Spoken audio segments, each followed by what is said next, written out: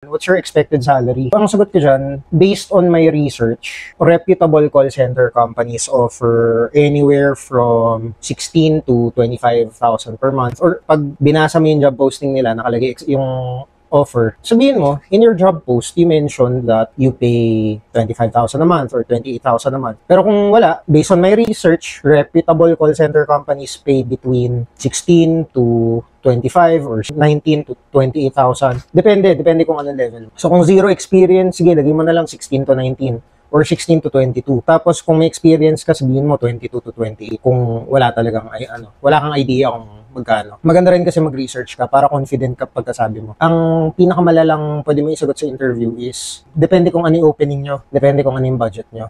Dapat ikaw, meron kang sariling goal, may sarili kang target. Kung mare-reject ka dahil mataas yung pay na hinihingi mo, okay lang. Natanggap ka nga, ang baba nga ng sahod, edi hindi maganda yun. Pero pwede na rin siguro kung zero pay ka. Pero ako kasi pag zero pay ako, the moment na matanggap ako, maghahanap ako ng iba. Gagamitin ko yung kinikita ko para maghanap ng mas malaking kita.